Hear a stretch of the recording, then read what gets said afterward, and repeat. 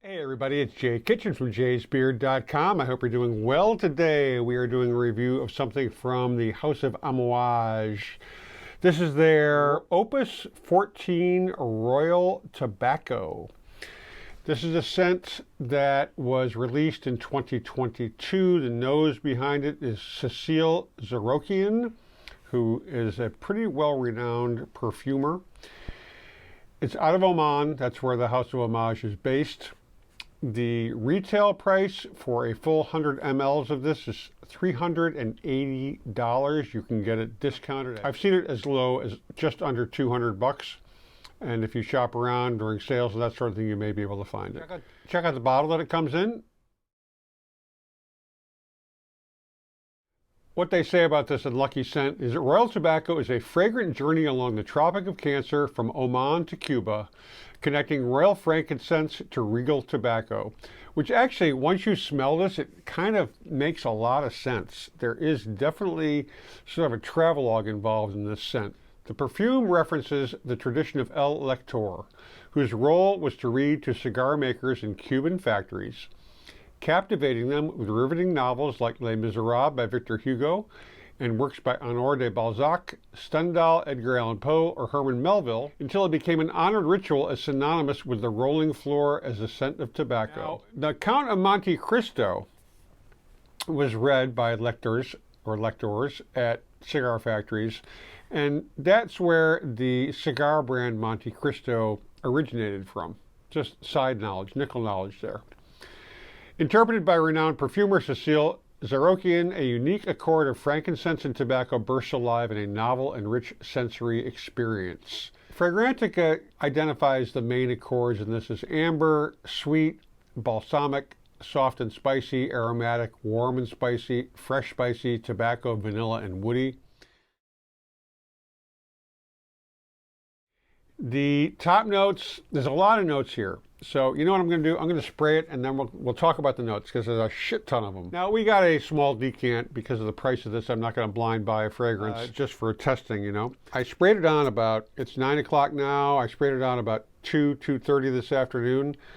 So about 7 hours ago. Very long lasting on the skin. How long it projects out, I don't know. I would say at least a couple hours, but I can't step out 3 feet from me to smell me. And I don't really have a built-in audience to tell me what that's going to be like here. But it's a very complex sort of scent. And while the alcohol is burning off, let's go through the notes. The top notes are olibanum, anise, elemi resin, cardamom, basil, and bergamot.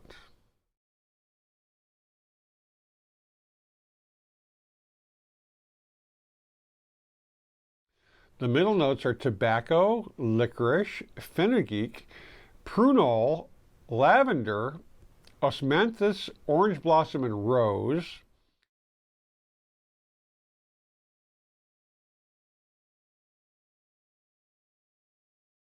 And the base notes, olibanum once again, bourbon vanilla, myrrh, birch tar, benzoin, agar wood, labdanum, guaiac wood, Peru balsam, tonka bean, vetiver, and musk.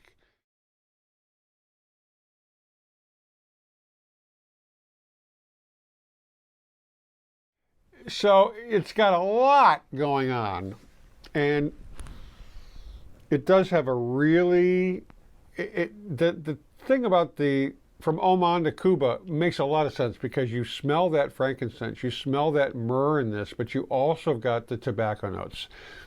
How Cécile Zarokian combined all this is beyond me. It's kind of a genius formulation because it's really rich. And this is a scent that I would definitely put on my to-buy list. For me, it's dirty enough in the sense that it's really earthy-ish. It's got this sort of dark scent, dark flavored chocolate, coffee, tobacco, and I just really like it. It's strong. It's definitely, for the first couple hours, people around you will probably be smelling you.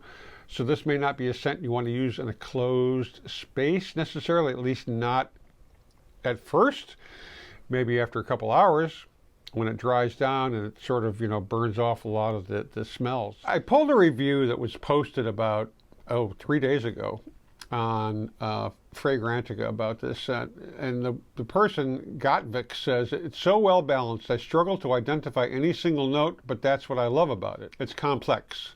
It jumps off your skin, it lasts forever, and if you want others to smell you, consider it done. And that's probably a function of how many times you spray yourself, right? The mid and the dry down are my favorite parts.